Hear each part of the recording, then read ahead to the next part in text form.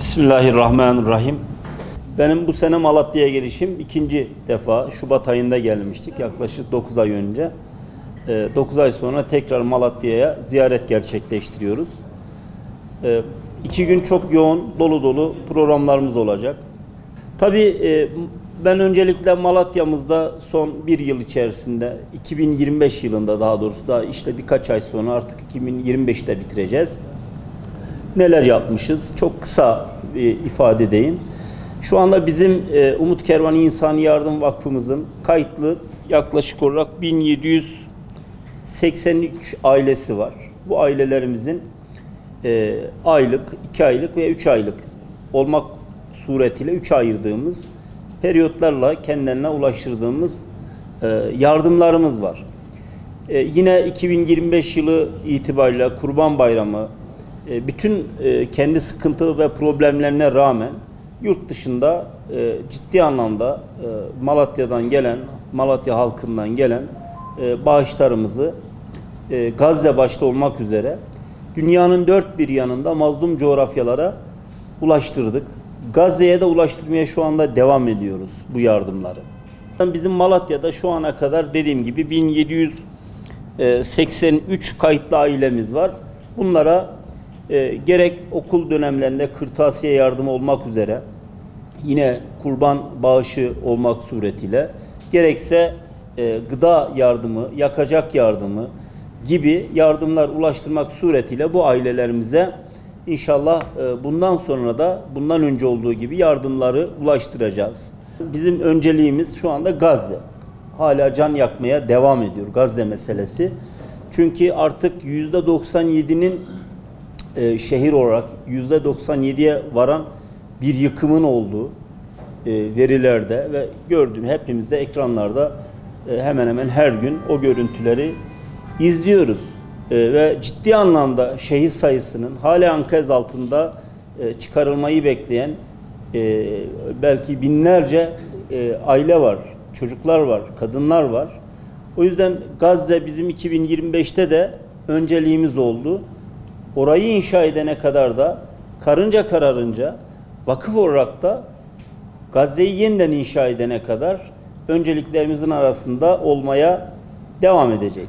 Biz bundan yaklaşık olarak bir yıl önce Umut Kervanı İnsani Yardım Vakfı Genel Merkezi olarak şöyle bir çağrı yapmıştık. Bizim genel başkanımız şöyle bir çağrı yapmıştı.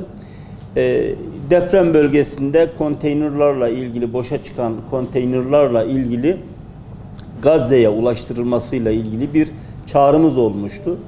Bundan birkaç gün önce Sayın Cumhurbaşkanımızın konteynerların Gazze'ye gönderilmesiyle ilgili de bir çağrının, bir adımın atılacağını kendisinden dinledik. İnşallah en kısa sürede bu deprem bölgesindeki konteynerların Gazze'ye ulaştırılmasıyla alakalı da bu çağrımızı buradan bir kez daha yinelemiş olalım.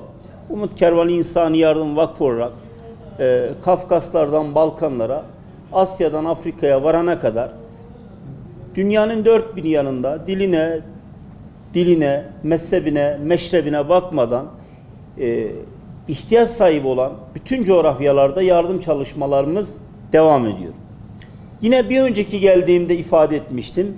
Biz Umut Kervanı İnsani Yardım Vakfı olarak artık sadece yardım ulaştıran bir kurum olarak değil, sorunlara çözüm üreten, kalıcı çözüm üreten bir noktada orada proje odaklı çalışmalar yaptığımızı ifade etmiştim. Bunu tekrar ifade etmekte fayda var. Çünkü bu projelerimiz artarak devam ediyor. Tarımdan işte hayvancılığa varana kadar, yine hanım kardeşlerimizin bir takım meslek edindirme kurslarındaki eğitimlerine varana kadar biz bu coğrafyalarda her bir insanın kendi ayakları üzerinde kalabilecekleri, imkanlarını oluşturabilecekleri kalıcı çözüme katkı sunma anlamında şu anda çalışmalarımızı yürütüyoruz.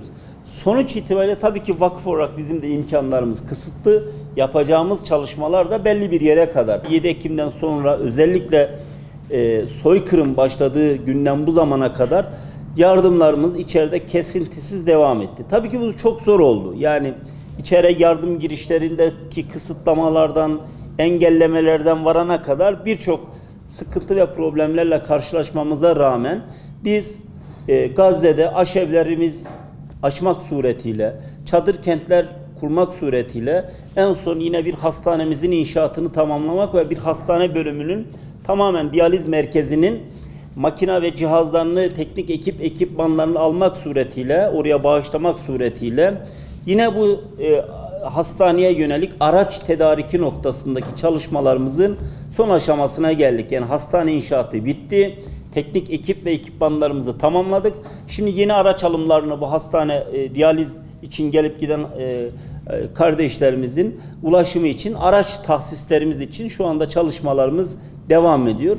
Bu noktada Gazze'de bundan sonra da Gazze'nin yeniden inşası için içeride de bizim kalıcı konutlara varana kadar çalışmalarımız devam edecek. Ta ki Gazze'yi tekrar yeniden ayağa kaldırana kadar. Şimdi en önemli projelerimizden yine yurt içinde Türkiye'mizin 7 bölgesinde en ücra köylere varana kadar gerek okul tamirat tadilat çalışmalarından eğitime destek anlamında yine gerekse kırtasiye yardımına varana kadar Türkiye'de yürüttüğümüz önemli bir projeden size bahsetmek istiyorum. Sosyal market açılışlarımız başladı. Malatya'da da yakın zamanda sosyal market açılışımızı gerçekleştireceğiz. Biz sosyal market açılışlarımızı veya projelendirirken aslında bize harekete geçen iki unsur vardı. Bir, insan onurunu muhafaza etmek. Yani ihtiyaç sahibi ailelere biz gündüz olsun akşam olsun elimizde bir koliyle gittiğimiz zaman sonuç itibariyle aynı binada yaşayan komşuları, akrabaları, eşleri, dostları bunları görüyorlar. Haliyle ailelerimiz rencide olduklarını düşünüyoruz. Bu ailelerimize biz bir işte market kartı gibi kartlar tanımlayalım, onlara limitler tanımlayalım ve gelsinler bir marketten alışveriş yapar gibi bu alışverişlerini yapsınlar. Gıda reyonumuz var, giyim reyonumuz var, çocuk reyonumuz var. İşte burada kırtasiye reyonumuz var dönemlik olarak okullar açıldığı dönemlerde. Et, kasap reyonumuz var. Geliyorlar yani kırmızı et almak istiyorsa kırmızı et alacak. O ay tavuk almak istiyorsa tavuk alacak. Veya pirinç almayacak da mercimek alacak. O yüzden bizim onlara ne ihtiyaçları var diye öngörümüzden ziyade bir evde onların neye ihtiyacı varsa işte bir hijyen maddesi, deterjan da olabilir. Onu alacaklar. Bu sadece bir parça değil tabii ki. Bir ihtiyaç dan oluşan bir liste halinde biz bunları kendilerine veriyoruz. Evlilik projemiz vardı. İhtiyaç sahibi olan, maddi imkansızlıktan dolayı evlenemeyen genç kardeşlerimizin 5 parça eşya yardımı almak suretiyle evliliklerine bir nebze de olsa kolaylaştırmak, destek olmak için biz bu projeyi başlatmıştık. İş adamlarımızı, bağışçılarımızı, esnaflarımızı bu projelerin yine bir parçası olmak suretiyle aynı projeyi biz yine devam ettiriyoruz. Tabi bu projeyi biz evlilik projesini hedeflediğimiz 2024-2025 hedeflerimizi Gazze'deki katliamlar ve Gazze'deki ihtiyaçlardan dolayı kısmen tamamlayabildik. Ama biz inşallah önümüze koyduğumuz hedefleri gerçekleştireceğiz. Bu hedefler de zaten yıllık dönemsel olarak değil, vakfımızın sürekli yapacakları faaliyetleri, kalıcı faaliyetleri arasına aldık. Bunu da ifade etmiş olayım. Yine arama kurtarma ekiplerimizi özellikle o büyük depremden sonra bir eksiğimiz olarak gördük. Şu anda 3. aşamayı tamamladık. 16 ilde arama kurtarma ekiplerimizi oluşturduk. Akreditasyonlarının büyük bir kısmı sağlandı. Sağlanmaya da devam ediyor. Tabii arama kurtarma ekipleri veya arama kurtarma faaliyeti çalışması öyle birkaç ay yapıp sertifikalıp kalan bir çalışma değil. Sürekli eğitimler, sürekli yenilenme, tesisatların alınması, sürekli belli bir aşamalardan geçme bir hareket gerektiriyor. Sürekli bir yenilenmesi gereken bir alan, çalışılması gereken bir alan.